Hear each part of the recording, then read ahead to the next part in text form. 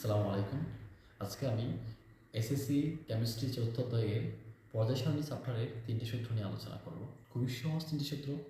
আশা করি তোমরা আমাকে ১০টা মিনিট সময় দাও, তোমরা দেখবা যে খুব ভালোভাবে এই ৩টা সূত্র, যেমন একটা হচ্ছে ত্রয়ী সূত্র, একটা হচ্ছে ত্রয়ী সূত্র, একটা হচ্ছে পর্যায় অষ্টক সূত্র এবং হচ্ছে মেন্ডেলিভের পর্যায় সূত্র। এই ৩টা সূত্র তোমরা অনেক ভালোভাবে বুঝবা এবং পাশাপাশি আজকের ক্লাস করার পরে আগামী ২০ বছর পরও এই ৩টা সূত্র তোমরা ভুলবা না, আই গ্যারান্টি ইউ। তাহলে ১০টা মিনিট আমাকে সময় দাও, আমি তোমাদেরকে একদম পান্তা মাথার জলের মতো করে দিচ্ছি এই ৩টা সূত্র। কেমন? চলো। প্রথমে পর্যায় সারণীর যে ১১৮টা মূল, তাই না? এই ১১৮টা মূল নিয়ে যে আমাদের যে পর্যায় সারণীটা হয়েছে, স্যার এটা একদিনের কাজ নয়, এটা দীর্ঘদিনের অনেকগুলো বিজ্ঞানী অনেক দিনের অক্লান্ত পরিশ্রমের ফল। জাস্ট চিন্তা করে দেখো, যদি আমাদের স্কুলের একটা ক্লাস রুটিন করা হয়, তোমরা তো কখনো বুঝবা না, আসলে টিচাররা অনেক হিমশিম খায়। এই সিম্পল একটা স্কুলের ক্লাস রুটিন করতে যে পরিমাণ প্রবলেম ফেস করতে হয় টিচার, আর সেখানে ১১৮টা মৌল, স্যার সেগুলোকে সমবৈশিষ্ট্যের উপর ভিত্তি করে অনেকগুলা, তাদের বৌদ্ধ ধর্ম আছে, রাসায়নিক ধর্ম আছে, অনেকগুলো বৈশিষ্ট্যের উপর ভিত্তি করে এই পর্যায় সারণীটাকে সাজানো হয়েছে। এটা আমরা ডিসকাশন করবো। এর মধ্যে তোমাদেরকে বলেছি ৩টা সূত্র, আমরা এই ৩টে সূত্র খুব বেটার করতে বুঝবো। প্রথমে আমরা এই ৩টে সূত্র নিয়ে আসবো। তো এই যে পর্যায় সারণী ১১৮টা মৌল, সেই অক্লান্ত পরিশ্রম, মানে আমরা সবগুলো বিজ্ঞান নিয়ে আলোচনা করতে পারবো না, তবে আমরা কিছু মেজর বিজ্ঞান নিয়ে আলোচনা করবো যারা অনেক বেশি অবদান রেখেছে এবং তাদের সূত্রগুলো বোঝার চেষ্টা করবো। তো তার আগে আমি তোমাকে একটা জিনিস বলি, মাথায় রাখবা, এই এই যে এটা হচ্ছে আমাদের একটা টাইম লাইন। এই টাইম লাইনে আমি এই যে ১৯১৩ সাল দেখতে পাচ্ছ, ১৯১৩ সালে বিজ্ঞানী মোসলে প্রথম পারমাণবিক সংখ্যার অ্যাপ্রোচ করা হয়, অর্থাৎ পারমাণবিক ভর নয়, পারমাণবিক সংখ্যা অনুযায়ী পর্যায় সারণী সাজানোর প্রস্তাব দেন। তার আগে, তার মানে কি স্যার, তার মানে ১৯১৩ সালের আগে যতগুলো বিজ্ঞানী আলোচনা করবে সবগুলো পারমাণবিক ভর। এই কথাটা একটু মাথায় রাখবা, এই কথাটা অবশ্যই মাথায় রাখবা। অর্থাৎ আমি কি বলছি স্যার, একটু বলতো আমার সাথে, যে ১৯১৩ সালে বিজ্ঞানী মোসলে প্রথম পর্যায় সারণীকে পারমাণবিক ভর নয়, পারমাণবিক সংখ্যা অনুযায়ী সাজানোর প্রস্তাব দেন। এই জিনিসটা তার মানে ১৯১৩ আগে যত ডিসকাশন হবে সবগুলো পারমাণবিক ভর। তুমি স্যার নিউটনের অষ্টক সূত্র বলো, ত্রয়ী সূত্র বলো, মেন্ডেলিভের পর্যায় সূত্র বলো, সবসময় পারমাণবিক ভর এই শব্দটা ইউজ করো, পারমাণবিক সংখ্যা নয়, মাথায় রাখবা। তার মানে আমরা ১৯১৩ সালের পরে যে আলোচনাগুলো হবে এগুলো সবগুলো পারমাণবিক সংখ্যা অনুযায়ী। তাই একটা কথা আমরা আগে থেকেই জানি, এর আগে সব ডিসকাশন হবে পারমাণবিক ভর, পারমাণবিক সংখ্যা নয়। চলো, তাহলে এই যে পর্যায় সারণী, এই পর্যায় সারণী যখন আমরা আলোচনা করব, স্যার অনেকগুলো বিজ্ঞানীর অক্লান্ত পরিশ্রম, আমরা তো সবাইকে স্মরণ করতে পারবো না, তবে যারা মেজর অবদান রেখেছে তার মধ্যে একজন বিজ্ঞানী হচ্ছে ল্যাভুইসিয়ে। তিনি সর্বপ্রথম, ওনাকে পর্যায় সারণীর জনকও বলা হয় আসলে, তিনি সর্বপ্রথম ১৭৯৯ সালে কে বলছিলাম স্যার আমি? ল্যাভুইসিয়ে। স্যার ল্যাভুইসিয়ে ১৭৯৯ সালে ফর দ্য ফার্স্ট টাইম মানে পরমাণুগুলোকে ক্লাসিফিকেশন করার চেষ্টা করেন, মানে শ্রেণীকরণ বা একটা স্ট্রাকচার দেওয়ার চেষ্টা করেন ইনি সর্বপ্রথম। অর্থাৎ তিনি তখন ধাতু এবং অধাতু নামে দুইটা কি করেন স্যার, ধাতু এবং অধাতু নামে দুইটা ভাগ করেন। এই যে ভাগ করে পরমাণুগুলোকে স্যার, মৌলগুলোকে যে ভাগ করে পড়ার ব্যাপারটা এটা শুরু হয়েছিল ল্যাভুইসিয়ে থেকে। অর্থাৎ তিনিই সর্বপ্রথম ধাতু এবং অধাতু এইরকম দুইটা ভাগে ভাগ করে মৌলগুলোকে পড়ার বা গবেষণা করার চেষ্টা করেন, স্ট্রাকচার দেওয়ার চেষ্টা করেন। তাহলে কে বলেছে স্যার? ল্যাভুইসিয়ে। কত সালে? ১৭৮৯ সালে। এবং তিনি কি করেছিলেন? তিনি ধাতু এবং অধাতু দুই ভাগে ভাগ করেছিলেন। ল্যাভুইসিয়ে যখন তার যাত্রা শুরু করেছিলেন তখন মাত্র মৌল ছিল কয়টা জানো? মাত্র ৩৩টা, মাত্র ৩৩টা। ঠিক আছে, তাহলে আমরা এইটুকু বুঝেছি। এরপরে ল্যাভুইসিয়ের পরে আমরা যদি ল্যাভুইসিয়ের পরে আসি, ১৮২৯ সালে বিজ্ঞানী ডুবেরাইনা তিনি একটি কাজ করেন। কি করে আমি দেখাচ্ছি। তাহলে ১৮২৯ সালে কি বলেছিলাম স্যার? ডুবেরাইনা। এই ডুবেরাইনা তিনি করছেন, তিনি খেয়াল করেছিলেন তখন যে মৌলগুলো ছিল তিনি খেয়াল করেছিলেন। আমরা দেখবা ডুবেরাইনার ত্রয়ী সূত্র উনি ত্রয়ী সূত্রটা দেন আসলে। তার মানে ডুবেরাইনা কি দিয়েছিলেন? আমাদেরকে ত্রয়ী সূত্র দিয়েছিলেন। তুমি নিশ্চয়ই ভাবতেছো যে ত্রয়ী সূত্র এটা কি? আমি তো বলেছি তোমাদেরকে এই ত্রয়ী সূত্র, অষ্টক সূত্র এবং মেন্ডেলিভের পর্যায় সূত্র আজকে এমনভাবে শিখবো তোমরা আগামী 10 বছর পরেও তোমাদের এই জিনিসটা মাথায় থাকবে ইনশাআল্লাহ।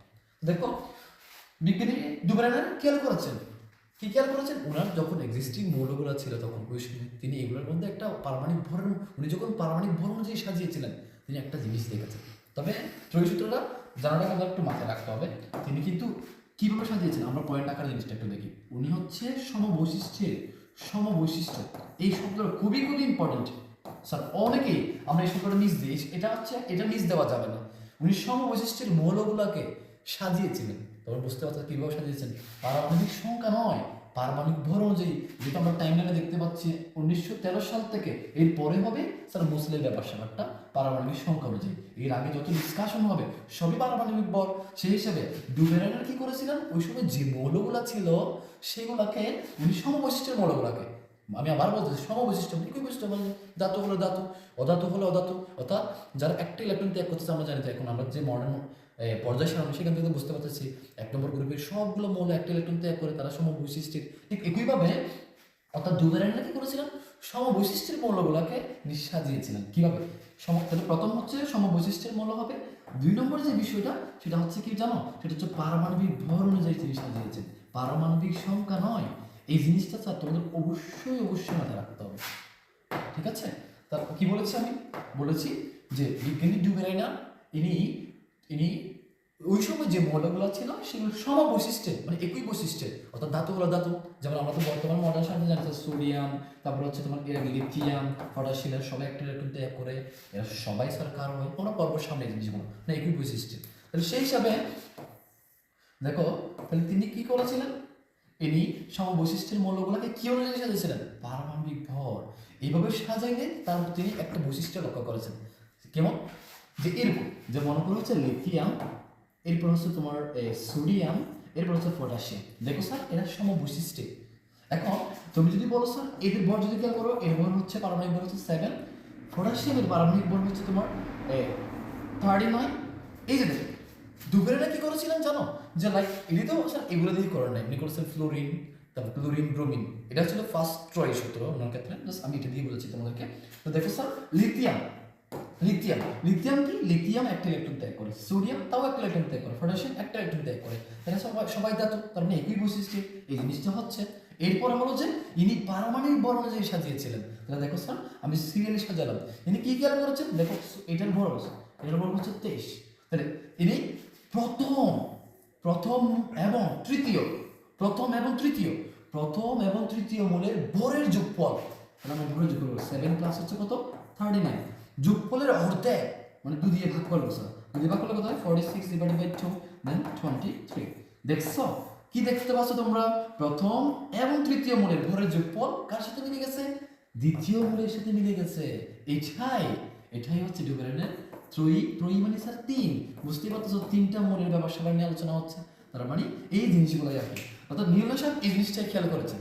তাহলে স্যার এখন যদি বলা হয় স্যার নিউটনের ত্রয়ী সূত্র কাকে বলে, স্যার এই কথাগুলোকে সমবৈশিষ্ট্য, পারমাণবিক ভর, এই ব্যাপার স্যাপারটা কথাগুলোকে তুমি একটু স্ট্রাকচার দিয়ে বলো, দেখবা স্যার তোমাকে নাম্বার দিয়ে দেবে। এমন এটাই ছিল কি বিজ্ঞানী ডুবেরানের ত্রয়ী সূত্র।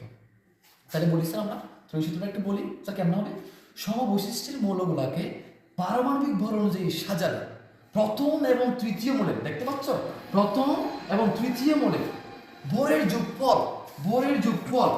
যোগফলের অর্ধেক বলতে পারো, তো ভরের যোগফলের গড় দ্বিতীয় মূলের ভরে সমান হতে পারে স্যার, তার কাছাকাছি হইতে পারে। তাহলে সবকিছু স্ট্রাকচার দিয়ে বলতো সমবৈশিষ্ট্যের মৌলগুলোকে পারমাণবিক ভর অনুযায়ী সাজালে প্রথম এবং তৃতীয় মূলের ভরের যোগফলের সমষ্টির গড় অথবা সমষ্টির অর্ধেক তাও বলতে পারো, সমষ্টির অর্ধেক দ্বিতীয় মূলে ভরের সমান অথবা তার কাছাকাছি। এটাই ছিল বিজ্ঞানী ডুবেরানের ত্রয়ী সূত্র। তোমরা একটু করে বলো তো, ট্রাই করে দেখো কেমন, যে সমবৈশিষ্ট্যের মৌলগুলোকে পারমাণবিক ভর অনুযায়ী সাজালে প্রথম এবং তৃতীয় মূলের ভরের যোগফলের অর্ধেক দ্বিতীয় মূলের ভরের সমান অথবা কাছাকাছি, রাইট?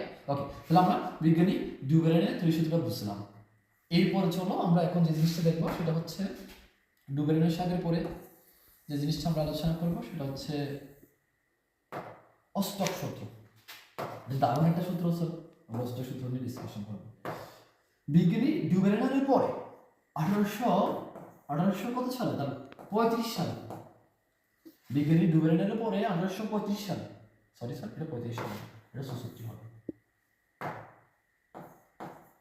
1800 মানে 35 বছর পরে, আমার ব্রেইনটা হয়ে গেছে। তো যাই হোক, তাহলে 1866 সালে নিউল্যান্ড সায়েন্টিস্ট নিউল্যান্ড উনি কি এই একটা অষ্টক সূত্র দিয়েছিলেন, যে নিউটনের অষ্টক সূত্র নামে বিখ্যাত স্যার নিউল্যান্ড, বিজ্ঞানী নিউল্যান্ড।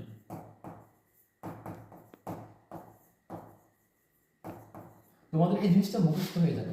তো ত্রয়ী সূত্রের ব্যাপারটা তোমরা বুঝছো। স্যার আমি যে ত্রয়ীটা দেখিয়েছি আরো কিছু ত্রয়ী এরকম দেখবা তুমি খুঁজে পাবা, যেমন তুমি যদি স্যার লিথিয়ামের পর হচ্ছে বেরিলিয়াম, তারপর হচ্ছে কি এরপর হচ্ছে ম্যাগনেসিয়াম, এরপর হচ্ছে তোমার ক্যালসিয়াম, ওদের মধ্যে তুমি দেখবা ত্রয়ী খুঁজে পাবা। অর্থাৎ তুমি যখন বেরিলিয়াম এবং ক্যালসিয়ামের বড় যোগফল করবা এবং তাকে 2 দিয়ে ভাগ করবা, সেটা দেখবা ম্যাগনেসিয়ামের কাছাকাছি হয়ে যাবে। তাহলে যাই হোক, এরকম আমাদের অনেকগুলো ত্রয়ী আছে, আসলে সবগুলো ত্রয়ী কাটে না, বাট অনেক ত্রয়ী আমাদের আছে। ঠিক আছে, চলো এবার হচ্ছে 1840 সালে নিউটনের অষ্টক সূত্র। তো এই সূত্র যেমন আমাদের মনে আছে, আমাদের নিউটনের অষ্টক সূত্র আমাদের মনে থাকবে। কেমন? চলো, নিউটন অষ্টক মানে তুমি বুঝতেই পারতেছো, সেখানে 8টা কাহিনী, 8টা ব্যবসা। তাহলে এখন বিজ্ঞানী নিউটন কি করেছিলেন? 1860 সালে উনি একটা কাহিনী করেছেন। কি কাহিনী? উনি পরমাণুগুলোকে পারমাণবিক সংখ্যা নয়, তোমাদের তো আগেই বলেছি 1913 সালের আগে হলে সবই পারমাণবিক বল। তাহলে আমাদের এটা রেডি কথা। তাহলে বিজ্ঞানী নিউটন কি করেছিলেন? পরমাণুগুলোকে পারমাণবিক বল অনুযায়ী সাজিয়েছিলেন। কেমন? তাহলে পারমাণবিক বল অনুযায়ী সাজানোর সময় ইনি একটা বৈশিষ্ট্য খেয়াল করেছেন। কি বৈশিষ্ট্য খেয়াল করেছেন? দেখো ওরা অনেক বেশি, দেখো অনেক রিচার্জ মাইন্ডে থাকতো সবসময়।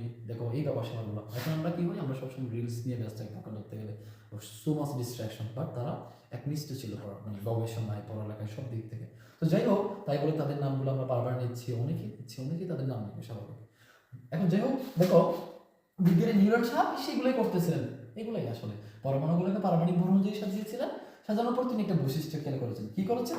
তিনি দেখতে পেয়েছেন, কি দেখতে পেয়েছেন? তিনি দেখতে পেয়েছেন, মানে এটা কিন্তু বিশুদ্ধ নিউটনের অষ্টক সূত্রটা মূলত দ্বিতীয় পর্যায়ে এবং তৃতীয় পর্যায়ের ক্ষেত্রে কাটে, সব ক্ষেত্রে কাটে না। তো যাই হোক, তিনি দেখতে পেয়েছেন মানে প্রথম মূলের মানে বৈশিষ্ট্য, সেটা কিরকম বৈশিষ্ট্য হতে পারে? স্যার ভৌত রাসায়নিক বৈশিষ্ট্য।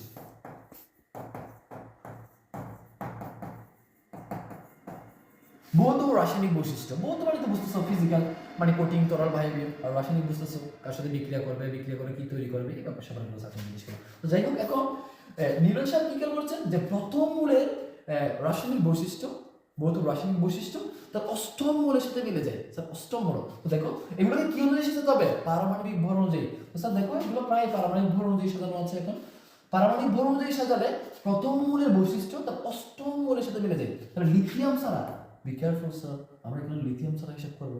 লিথিয়াম ছাড়া তুমি গণনা দেখো স্যার, 1 2 3 4 5 6 7, দেখো অষ্টম মূল আছে সোডিয়াম।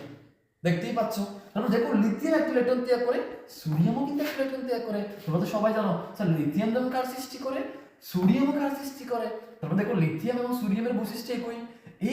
এই জিনিসটাই নিউটন সাহেব খেয়াল করেছিলেন। তিনি খেয়াল করেছেন কি, পরমাণুগুলোকে স্যার কি অনুযায়ী সাজালে? পারমাণবিক সংখ্যা নয়, পারমাণবিক ভর। পরমাণুগুলোকে পারমাণবিক ভর অনুযায়ী সাজালে প্রথম মূলের বৈশিষ্ট্য ঠিক তার অষ্টম মূলের বৈশিষ্ট্যের সাথে মিলে যায়। এটাই ছিল নিউটনের অষ্টক সূত্র। ভেরি সিম্পল না? আসলে সিম্পল। তাহলে এখন যদি পরীক্ষায় আসে নিউটনের অষ্টক সূত্র কাকে বলে, তাহলে কেমন লিখবা? স্যার প্রথম কথা তোমরা জানো যে পরমাণুগুলোকে কি অনুযায়ী সাজালে? পারমাণবিক ভর। ইয়াস, তাহলে পরমাণুগুলোকে পারমাণবিক ভর অনুযায়ী সাজালে প্রথম মূলের বৈশিষ্ট্য তার অষ্টম মূলের বৈশিষ্ট্যের সাথে মিলে যায়। এটাই নিউটনের অষ্টক সূত্র। তাহলে দেখো স্যার তুমি বেরিলিয়ামের ক্ষেত্রে দেখো, বেরিলিয়ামের যে বৈশিষ্ট্য দেখবা, বেরিলিয়ামকে বাদ দিয়ে হিসাব করতে হবে। বেরিলিয়ামের বৈশিষ্ট্য যদি আমি হিসাব করতে চাই, তার অষ্টম মূলের সাথে মিলে যাবে। বেরিলিয়াম দেখো 1 2 3 4 5 6 7 8, দেখতে পাচ্ছ? স্যার বেরিলিয়াম যেমন 2 ইলেকট্রন ত্যাগ করে, ম্যাগনেসিয়াম 2 ইলেকট্রন ত্যাগ করে। বেরিলিয়াম যেমন স্যার মাটিতে পাওয়া যায়, ম্যাগনেসিয়ামকে মাটিতে পাওয়া যায় ক্ষার হিসাবে। তাহলে দেখো বেরিলিয়াম এবং ম্যাগনেসিয়ামের বৈশিষ্ট্য মিলে গেছে তার অষ্টম মূলের সাথে। এই জিনিসটা বেশিরভাগ ক্ষেত্রে কাটে স্যার 2 নম্বর পর্যায়ে এবং 3 নম্বর পর্যায়ের ক্ষেত্রে। এটা একটা লিমিটেশন আছে যদিও। তাহলে এটাই ছিল নিউটনের অষ্টক সূত্র। তাহলে স্যার বলো তো নিউটনের অষ্টক সূত্র কাকে বলে? একটু ট্রাই করো। পরমাণুগুলোকে পারমাণবিক ভর অনুযায়ী সাজালে প্রথম মূলের বৈশিষ্ট্য ঠিক তার অষ্টম মূলের বৈশিষ্ট্যের সাথে মিলে যায়। এটাই নিউটনের অষ্টক সূত্র। এটাকে নিউটনের অষ্টক সূত্র বলে। তো তোমরা স্যার আশা করি অষ্টক সূত্র জিনিসটা বোঝাচ্ছে খুব ভালো করে, ত্রয়ী সূত্রটাও বোঝাচ্ছে খুব ভালো করে। এখন আমরা যে জিনিসটা শিখবো সেটা হচ্ছে মেন্ডেলিপির পর্যায় সূত্র। চলো আমরা মেন্ডেলিপির পর্যায় সূত্র নিয়ে আলোচনা করি।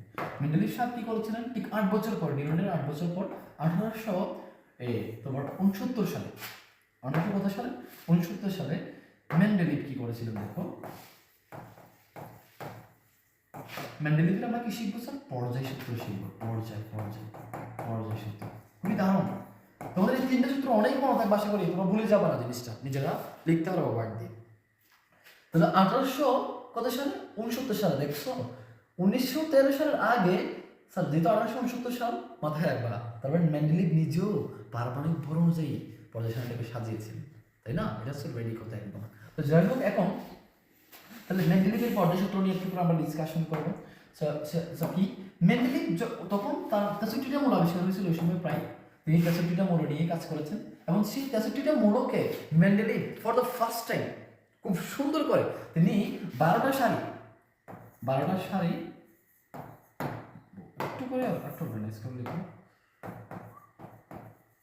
12টা সারি এবং 8টা কলাম বা 8টা তোমার হচ্ছে কি বলতে পারো স্যার গ্রুপে ভাগ করেছিলেন, 8টা গ্রুপে ভাগ করেছিলেন। যদিও আমাদের আধুনিক পর্যায় সারণী তার ব্যতিক্রম। আমাদের আধুনিক পর্যায় সারণী কেমন, যে 7টা পর্যায় রয়েছে আমাদের, মানে 7টা সারি রয়েছে পর্যায় বা সারি, এবং তোমার 18টা কি রয়েছে আমাদের গ্রুপ বা কলাম রয়েছে, কেমন? এটা ছিল আধুনিক পর্যায় সারণী, ঠিক আছে? আমরা বলতে পারি স্যার মডার্ন পিরিয়ডিক টেবল, হ্যাঁ। আর এটা ছিল মেন্ডেলিপের, এটা হচ্ছে মেন্ডেলিপের কি পর্যায় সারণী, কেমন? এটা হচ্ছে মেন্ডেলিপের পর্যায় সারণী, এটা হচ্ছে মেন্ডেলিপের পর্যায় সারণী। তো যাই হোক, মেন্ডেলিপ ওনার পর্যায় সারণীতে 12টা সারি বা 12টি পর্যায় রেখেছেন এবং 8টি গ্রুপ রেখেছেন, কিন্তু বর্তমান পর্যায় সারণী কেমন 7টা পর্যায় এবং 18টা গ্রুপ বা কলাম। তাহলে এখন যাই হোক, তো দেখো স্যার মেন্ডেলিপ 63টা পরমাণু নিয়ে, কয়টি পরমাণু বলেছিলেন? 63টা পরমাণু নিয়ে কয়টা সারি? 12টা সারি এবং 8টা গ্রুপে কি করেছিলেন? ভাগ করেছিলেন। তাই মেন্ডেলিপকে আধুনিক পর্যায় সারণীর জনক বলা হয়, কারণ তিনি এভাবে করে সারি এবং গ্রুপে সাজানোর ব্যবস্থাটা করেছেন। তিনি কিছু মৌলকে ভবিষ্যৎবাণী করেছেন এবং বাস্তব সেটা হয়েছিল এই ব্যবস্থাটা। তাহলে মেন্ডেলিপ কি বলেছিলেন? মেন্ডেলিপ তিনি তো পর্যায় সারণীতে সাজিয়েছেন এবং কিভাবে সাজিয়েছেন? পারমাণবিক সংখ্যা নাকি পারমাণবিক ভর? ইয়েস, পারমাণবিক ভর, তোমরা নিশ্চয়ই জানো। তাহলে এখন পারমাণবিক ভর অনুযায়ী সাজিয়েছিলেন। তো পারমাণবিক ভর অনুযায়ী সাজিয়ে তিনি একটা জিনিস খেয়াল করেছেন। কি খেয়াল করেছেন? ইনি দেখতে পেয়েছেন পরমাণুগুলোকে যখন পারমাণবিক ভর অনুযায়ী সাজানো হয়, তাদের ভৌত ও রাসায়নিক ধর্ম, স্যার ভৌত এবং রাসায়নিক ধর্ম কি? তোমাদেরকে বলছিলাম যে ভৌত মানে হচ্ছে ফিজিক্যাল অবস্থা, মানে কঠিন, তরল, বায়বীয়, এটা হচ্ছে তার ভৌত অবস্থা। আর রাসায়নিক অবস্থা হচ্ছে সে স্যার কার সাথে বিক্রিয়া করতেছে, বিক্রিয়া করে কি হচ্ছে না হচ্ছে, তাদের বৈশিষ্ট্যগুলো, রাসায়নিক বৈশিষ্ট্যগুলো হচ্ছে সেটা। তো এখন মেন্ডেলিপ কি খেয়াল করেছেন? মেন্ডেলিপ খেয়াল করেছেন যে পরমাণুগুলোকে যখন পারমাণবিক ভর অনুযায়ী সাজানো হয়, তাদের ভৌত ও রাসায়নিক ধর্ম পর্যায়ক্রমে আবর্তিত হয়, মানে বারবার ঘুরে ঘুরে আসে। তুমি স্যার লিথিয়ামের ক্ষেত্রে দেখো, লিথিয়ামের বৈশিষ্ট্য দেখবা সে একটা ইলেকট্রন ত্যাগ করে এবং সে স্যার ধাতু, তীব্র ক্ষার ধাতু, এবং তুমি দেখবা স্যার আস্তে আস্তে দিক থেকে যাইতে যাইতে দেখবা তুমি যখন আবার ঘুরে আসবা দেখবা লিথিয়ামের মতো বৈশিষ্ট্যের জিনিস পাওয়া যাবে। দেখো তুমি স্যার এভাবে করে ঘুরে ঘুরে ঘুরে ঘুরে ঘুরে যখন আবার আসবা দেখবা তুমি পটাশিয়াম কি খুঁজে পাবা। অর্থাৎ দেখো পর্যায়ক্রমে কোন স্যার আস্তে আস্তে করে তাদের বৈশিষ্ট্যগুলো আর বারবার ফিরে আসতেছে। এটাই ছিল মেন্ডেলিপের পর্যায় সূত্র।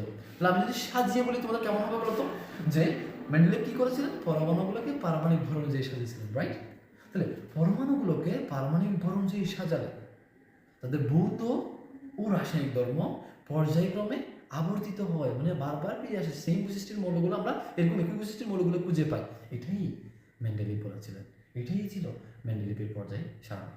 তো তোমরা ভাবতে পারো স্যার এত কিছু ঠিকঠাক, আমরা তো এই সূত্রে পড়লাম, অস্ত্র সূত্রে পড়লাম, মেন্ডেলিপের পর্যায় সূত্রে পড়লাম, সবই তো পারমাণবিক ভর অনুযায়ী, তাই না? তাহলে এরপরে কেন পারমাণবিক সংখ্যার ব্যাপারটা আসলো? এই ব্যাপারটা আসলো স্যার পারমাণবিক ভর অনুযায়ী সাজালে কিছু ঝামেলা হয়ে যায়, কিছু ঝামেলা হয়ে যায়। কেমন ঝামেলা?